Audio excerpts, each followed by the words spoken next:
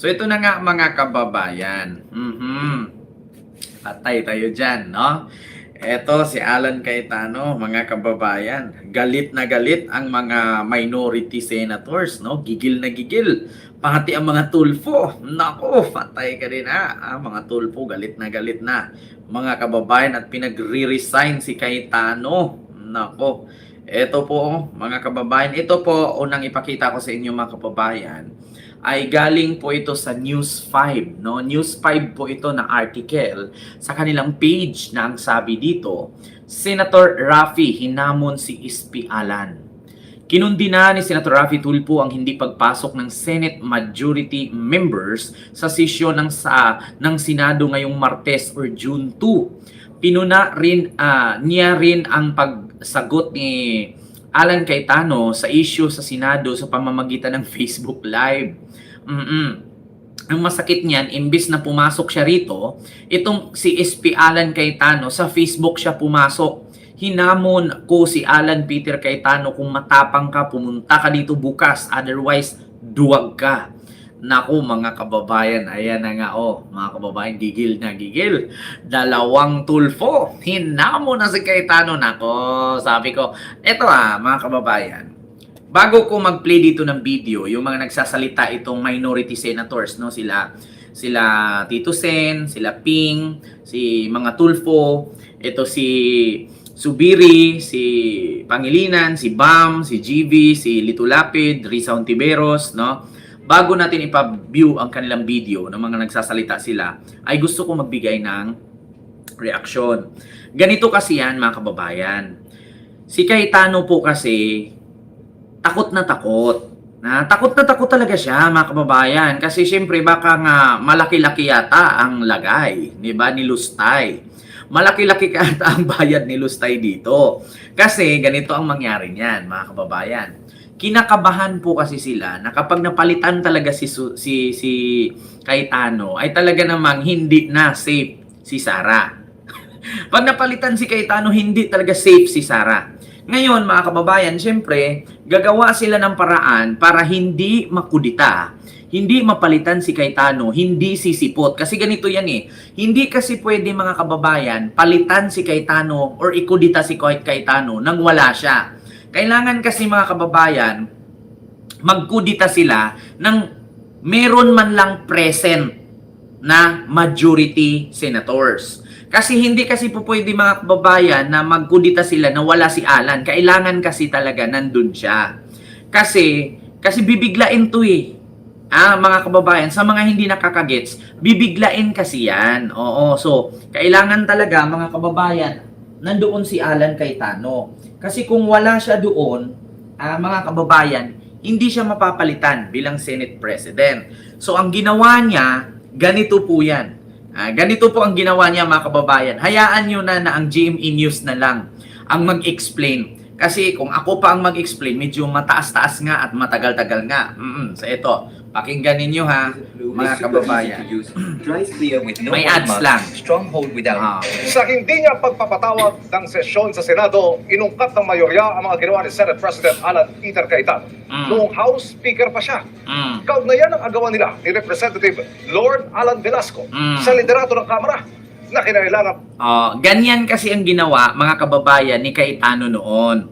Kung naalala ninyo sa panahon ni Digong, sa panahon ni Duterte, noong presidente si Duterte, yung patapos na ang termino ni Digong, ay si Alan Cayetano po ang House Speaker. Ngunit mga kababayan, hindi kasi nagustuhan ng kapwa niya kongresista si Alan Cayetano. Hindi nagustuhan ng kapwa kongresista. Kaya ang ginawa, kinudita ni Lord Alan, itong si Alan Cayetano. Ngayon, sino po bang nanguna nun? Si Sara. Si Sara Duterte. Kasi ganito po mga kababayan, duda ko dito kay Cayetano, kaya ayaw niyang bumaba pagka Senate President ngayon, kasi kapag na-impeach si Sara, siya po ang magiging Vice President. Kasi mga kababayan, noon pa man, gusto na talaga ni Alan Cayetano maging Vice President. Kasi di ba tumakbo si Digong Vice President siya, hindi siya nanalo. Tapos, mga kababayan, ito pa ang ginawa sa kanya. ikinudita pa siya sa pamamagitan ng pangunguna ni Sara. Kaya, hindi pumasok si Cayetano para hanggang kasi June 5 matatapos ng magre-recess na ang Senado eh. Kaya, hindi siya sumipot para ang mangyari matapos na ang sesyon sa June 5. So, hindi na siya pwedeng ikudita, hindi na siya mapapalitan. Ang problema mga kababayan, hinahamon siya ngayon ng mga tulpo. So, pakinggan ninyo ang kwento noon na nangyari ulit ngayon. Ang tawag dito mga kababayan, duwag. Ginamit niya ang Senado ngayon, na which is ganun din ang ginawa niya sa Kongreso noon. Ginamit din niya, pinatayan niya ng kuryente para walang magsisyon, tapos hindi siya sumipot. Di ngayon, ang ginawa ng mga kongresista, nagawa sila ng kudita, nagawa sila ng butuhan doon sa isang restaurant sa Quezon City, hindi dyan sa Kongreso. Kaya ngayon, ito na naman ginawa ni Cayetano. Inulit niya kasi natatakot talaga siyang matanggal. Kasi nakakahiya na maulit na naman ang nangyari sa kanya noon. Ang mag-referee ni Nooy, Pangulong Rodrigo Duterte. Balikan niya sa pagtutok ni Ian Cruz. Sa kanilang batikos sa hindi pagpapatawag ng sesyon ni Senate President Alan Peter Cayetano, binanggit ng Senate Minority ang ginawa raw noon ni Cayetano noong siya ang pinuno ng House of Representatives. Sa pahayag ng minorya, lehitimo raw ang tanong kung inuulit daw ba ni Cayetano ang nangyari noon nang tumanggitong bumaba at i-convene ang Kamara nang hindi na raw siya sigurado sa bilang ng kanyang mga taga-suporta. Sinusubukan pa ng GMA News sa makuha ang panig ni Cayetano ukol dito. Ang tinutukoy ng minorya ang naging krisis noon sa liderato ng Kamara noong 2020 sa ilalim ng Administrasyong Duterte. Kaugnay ito ng term sharing agreement sa pagitan ng nooy House Speaker Cayetano at nooy Marinduque Representative Lord Alan Velasco. Sa ilalim nito, upong Speaker ng 18th Congress si Cayetano sa loob ng 15 buwan at papalitan ni Velasco sa susunod na 21 buwan. Pero nang palapit na ang napagkasundo ang palitan ng liderato, Hindi na siya payag pumayag. lang daw si Cayetano na bumaba, iba naman daw ang gusto ng kanyang mga taga-suporta. Ayan I'm na. offering my resignation here and now. Pasensya na po, Speaker Alan, but I object to your offer of resignation. Sa gitna ng bagyong to, dapat po bang pinapalitan ang iyong kapitan? October 14 dapat ang sinasabing usapan ng palitan ng liderato. Pero mahigit 1 linggo bago niyan, biglang sinuspindi ni Cayetano ang sesyon noong October 6. Di ba? Nakita ninyo? Ginawa yan ni Alan noon. Ang ganda-ganda ng usapan ni term sharing yon. Pagkatapos ng 15 months, ay papalitan siya na bilang House Speaker. Ang nangyari mga kababayan ay gahaman sa posisyon ang bakla. Gahaman sa posisyon si Bading, hindi pumayag. Ang ginawa, pinatayan ng kuryente, hindi pumasok. Ang ginawa niya, tapos ginamit niya yung kanyang mga taga-suporta. Ang ginawa ngayon ni Sara Duterte doon sa restaurant sa Quezon City, ginanap ang kudita. Di napalitan ang Bading. Ngayon, ganyan din ang ginawa niya sa Senado ngayon, mga kababayan. Mas maaga sa orihinal na schedule na sa halip na October 16. We cannot simply go to the session hall, Ayan. even if 300 kami dyan, and say that we resume the session. Diba? Because we can resume on November 16. Nangyari yan sa kasagsagan ng deliberasyon para sa 2021 national budget. Ayan mga kababayan, ngayon alam nyo na kung gaano kagahaman si Cayetano. Gahaman talaga siya. Hindi siya pumapayag mga kababayan. Kaya mahirap magtiwala sa ganitong tao. Ang ganda-ganda ng usapan 15 months ka lang. Pag after 15 months, papalitan ka na. Nag-agree siya. Tapos ending ngayon, hindi na siya pumayag. Gusto na niyang lasap-lasapin hanggang sa matapos ang termino ni Digong. So, ngayon mga kababayan, hindi naman siguro po pwedeng ganun kasi nga yung kasunduan niya na term sharing si Velasco, hindi naman yun papayag. So ang ginawa ngayon, mga kababayan, ang ginawa ngayon, kinudita siya. Si Sara ang nanguna. Oh, ayan 'yun mga kababayan. Oh, kaya ngayon uhaw siya sa posisyon, uhaw siya sa kapangyarihan. Ang ginawa niya para hindi siya mapalitan bilang Senate President, hindi siya sumipot. Oh, ngayon kinausap niya itong mga kapwa niya, majority senador, na huwag kayong pumasok para hindi tayo mapapalitan. Oh, tapos gagamitin na naman si Sara dito. At para di maipit ang budget, Mm. kinailangan ng mamagitan ni Pangulong Duterte at ipinag-utos noon ang pagsasagawa ng special session. Ayan na. Either you resolve the issue Mm. sa impasse ninyo dyan and pass the budget Ayan. legally and constitutionally. Pag hindi ninyo ginawa, ako ang gagawa para sa inyo. Ayan. Hindi ako nananakot. Wala akong ambisyon manakot. Wala rin akong ambisyon na tatagal dito sa pwesto. Kaya ganito mga kababayan, ang gumawa nun para matanggal si Cayetano, si Digong. Pinapunta niya si Sara, inutusan niya si Sara, o sige ayusin mo yan dyan, mapalitan ang liderato para matanggal si Cayetano at masilip natin or di kaya magnakaw tayo sa budget. Kasi hindi talaga, actually mga kababayan, kung yung time na yon, kung ako papipiliin, kampihan ko si Cayetano. Bakit? Kaya po yun rason na palitan nila si Cayetano para makapagnakaw sila sa budget. 2021 budget yun eh. Kaya nila tinanggal si Cayetano, siguro merong mga budget doon na tawag dito mga kababayan, hindi inaprubahan ni Cayetano. Syempre, kung gusto mo magnakaw, palitan mo ang House Speaker. Para ang ipalit mo, sige, pirmahan lang ng pirma. Pirma ka lang ng pirma. Ganun ang nangyari mga kababayan. Si Digong kumilos na. Kaya ngayon mga kababayan, si PBBM hindi mangingialam dyan. Bakit? Nasa mga senador yan kung magkudita sila. Diba? Ayan na mga kababayan. Kasi alam ko si Cayetano mga kababayan, kaya hindi to sumipot, ayaw magpakita kasi makudita siya. Takot na takot makudita si Bading. Kaya hindi pumasok. So ang ginawa, House Speaker, Senate President naman ako, sige, patayan natin ang kuryente para matigil ang pagngangaw-ngaw ng mga senador. So Jerry Taiwan, hello po sa'yo dyan. Ma'am Jerry Taiwan, ayan. Na puro problema. Frustrated siya, galit siya. Kasi kita mo naman, sabi nga niya sa akin, Lord, hindi lang ikaw napahiya, tayong dalawa. Tapos doon, sinabi niya after nun, nating mo tayo, Lord. So, kitang-kita naman natin, actually, nagulat nga ako sa words ni Pangulo. Kasunod ng utos ng Pangulo, isang session ang isinagawa ng mga taga-suporta ni Velasco, hindi sa batasan, kundi sa Celebrity Sports Plaza sa Quezon City, kung diba? saan iniluklok bilang speaker si Velasco.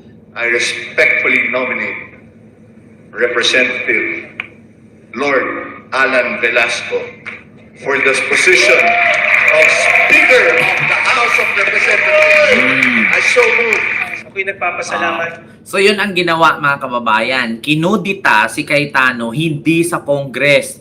Doon sa may Celebrity Plaza sa Quezon City. Doon nila ginanap. Kasi ayaw ni Cayetano pinatayan. Siyempre siya ang House Speaker noon. Wala ka nga namang magawa. So ang ginawa, doon sila sa Celebrity Plaza. Utos ni Digong sa pangunguna ni Sara. Puntahan mo yan. Ikudita mo yan. Kasi nabuisit na ako dyan, sabi ni Digong, di ba? Nag-announce si Digong doon. So, ang nangyari, syunggal si Cayetano. Ngayon, paano ba mapalitan si Cayetano? Hanggang June 5, magre-recess na. Hindi natin alam. Mamarites Mos ni Hilo po. di ba? Ganun yun. Sa mga ating kababayan. mahal na Pangulo.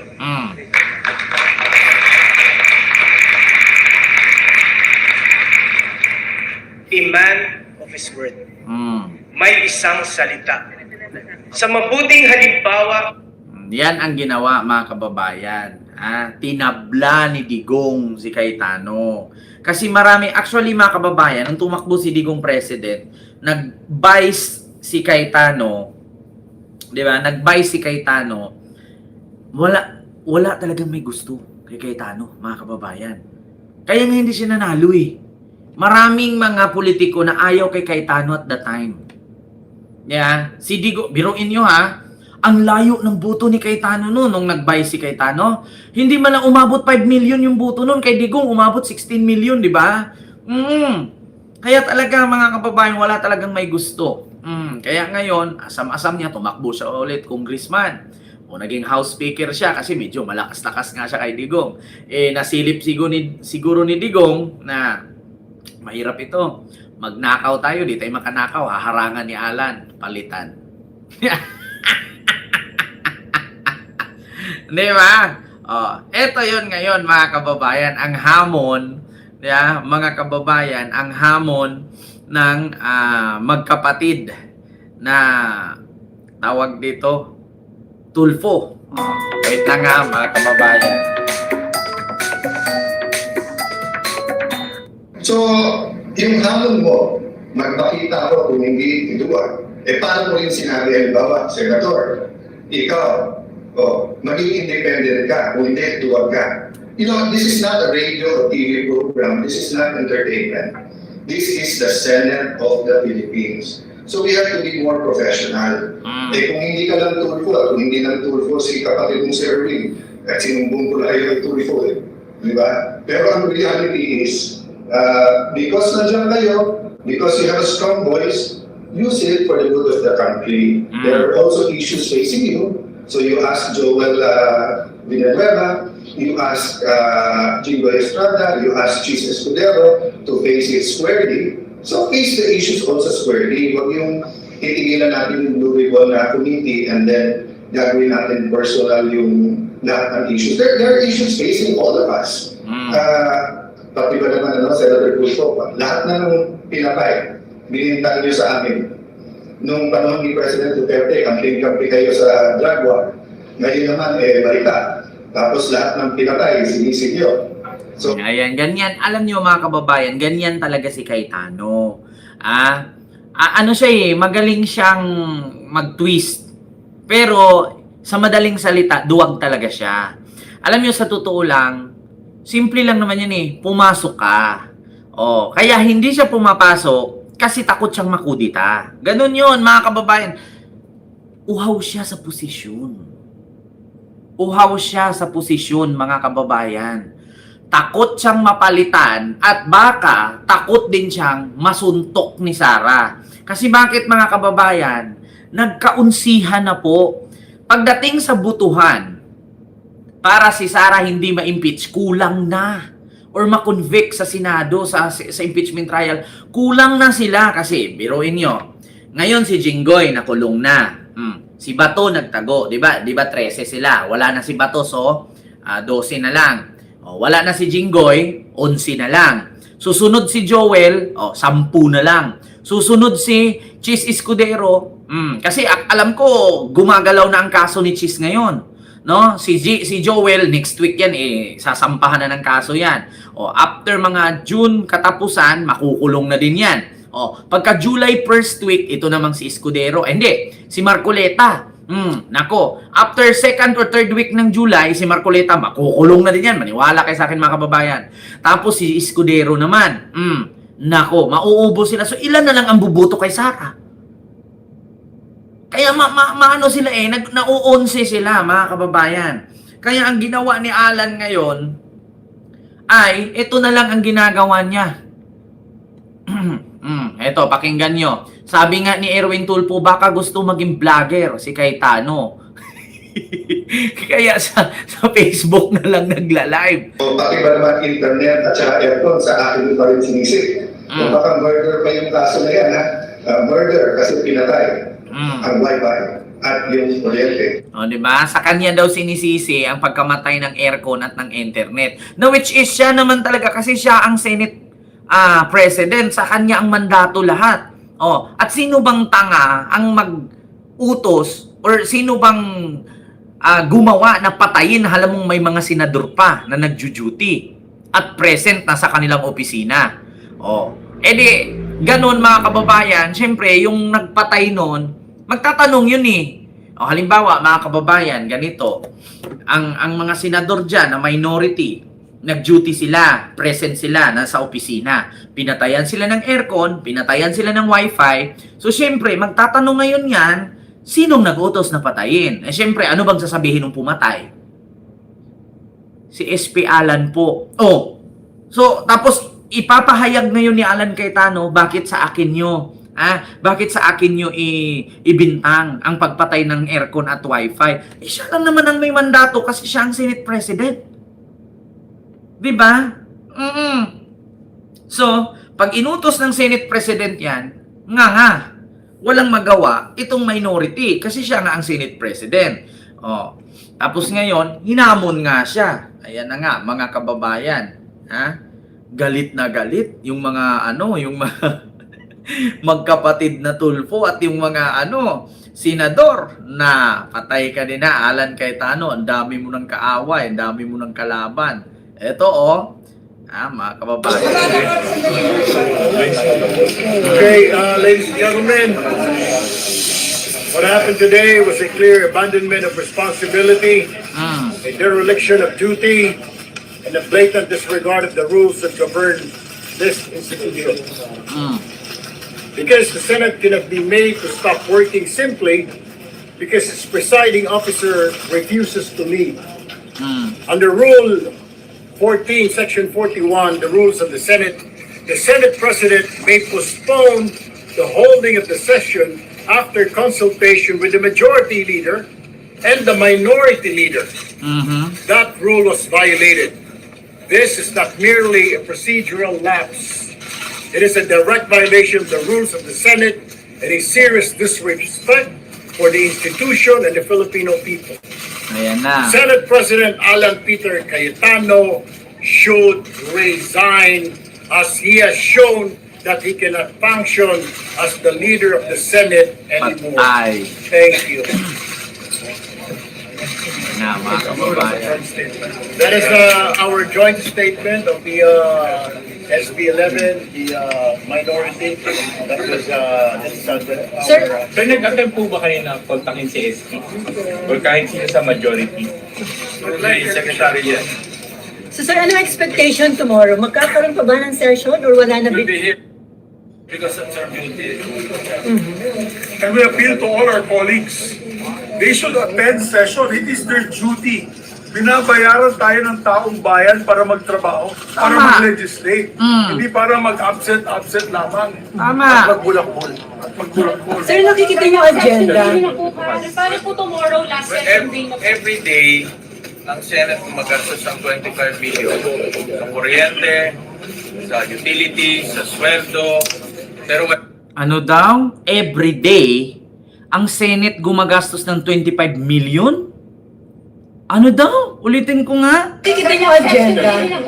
Paano po tomorrow last session day? every day, ang Senate gumagastos ng 25 million sa kuryente, sa utilities, sa sweldo. Pero walang session nangyari. Walang batas na na-approve. Diba? Biruin nyo Ito ngayon ko lang nalaman. Everyday pala mga kababayan, gumagastos ang Senado ng 25 million. Lahat yon. Sahod, kuryente, opisina, tauhan, tapos walang batas na maipasa. So, everyday 25 million. Putang ina naman Biruin nyo mga kababayan, for that first time kong narinig, ito pala, ganito pala kalaki. Tapos mag-a-absent ka? Ibabakante mo?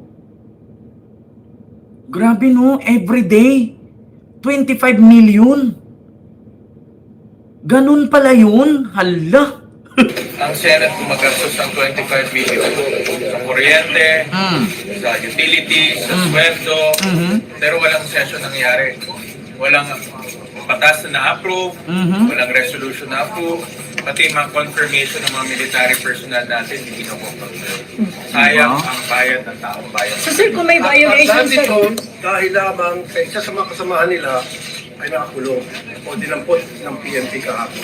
Sir, parliamentary tool daw to, sabi ni SP Cayetano, para matuloy yung Blue Ribbon Committee hearing on Thursday at para hindi daw bumaagaw yung ibang committee na chairmanship. Sabi po sa live niya kanina. Abuse po yan ng sinasabi ng parliamentary rules ng Senado. Hindi po namin hinahadlangan magpatuloy ang anumang. Ganito kasi yan, mga kababayan, no? Ang nirason ni Cayetano, ano daw, sinadya daw ito ng minority para daw hindi matuloy ang flood control session. Actually, mga kababayan, no? Actually, marami kasing DDS na utu-utu eh. Gusto ko lang i-clarify ha. Noong panahon na si Ping Lacson ang Blue Ribbon Chairperson, nagpapapirma na yan si Ping Lacson na ituloy ang pag-uusisa sa flood control. Pero ilan lang ang pumirmang senador? 5. 5 lang ang pumirma.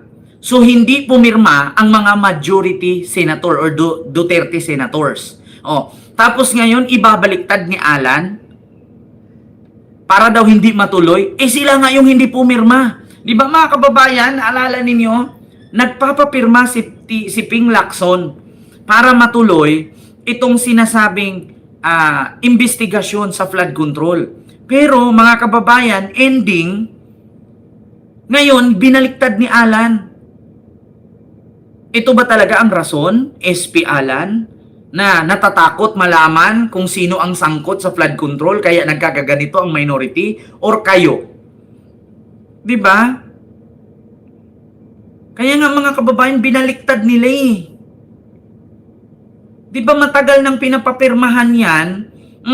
Matagal nang pinapapirmahan ni Ping Lacson 'yan para mabusisi at para mabuksan kung sino yung mga senador na sangkot sa flood control. Pero ang ginawa nitong ibang senador, hindi pumirma. Diba? So ang nangyari, binaliktad ngayon. Alan, mag-resign ka na. Huwag mong linlangin yung mga DDS. Alam naman yung bobo sila eh. Kaya nga, tuwang-tuwa itong mga DDS na politician eh. Kasi ang daming DDS na bobo, pero hindi sila umabot 1,000. Diba? Continue. Pag-init ng komite, basta nasa tamang marami. Mabuti, binawi nila yung subcommittee. Diba? And the numbers will always speak for themselves. Habang ganito ang bilang natin, kami ang minority. Dapat siya rin, si Senate President, at ang majority, maging katapang harapin ang mandato o kakulangan ng mandato ng buong Senado dito sa floor. Ang masakit yan, imbis na pumasok siya rito, itong si SP Alan, sa Facebook siya, papasok. Dito dapat siya magsalita. Dito dapat siya magbati kung anong gusto niya gawin. Kung tulad sa social media. So kung may violation sa rules, ano yung pwedeng gawin dun sa pag hindi nila pagpasok ng ilang araw sa We will be tackling that fully by tomorrow. And the rule says, and the Constitution says that we should wait at 3 p.m. Monday, Tuesday, Wednesday, it's a matter of Thursday should be a working day also. And the mere fact na walang consultation, Cross sir. the bridge when we get there, we'll see. At nahihiling po namin sa mga kasama namin na nagmamahal ko po sa Senado, nais magtrabaho para sa taong bayan.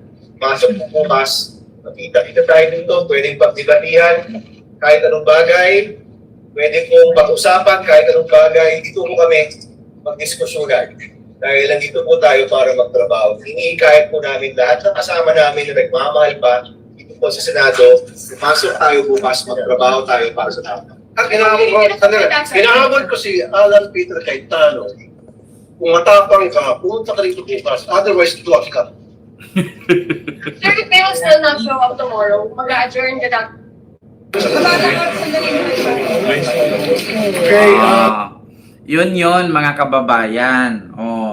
Ayaw ni Cayetano kasi kapag pumasok talaga siya bukas, makukudita talaga siya. Sabi nga ni Senator Ping Lacson, solid sila 11. Tapos mga kababayan, eto nga, alam ko may 2 senador talagang babaliktad, nandidiri na nga kay Alan. Isa na dyan si Loren Legarda. Andyan pa si andyan pa yung dalawang Bilyar. Oo, alam ko mga kababayan, hindi si Bilyar ang lilipat, si Cheese. No? Si Cheese at saka si Loren. Nako, patay ka din ha, Cayetano. Nako, 11 kayo. Iisa lang ang lilipat, 12, 13 na sila. O, patay na. O, good luck. Mga kababayan. Eto nangyari kay Cayetano ngayon. Nako po.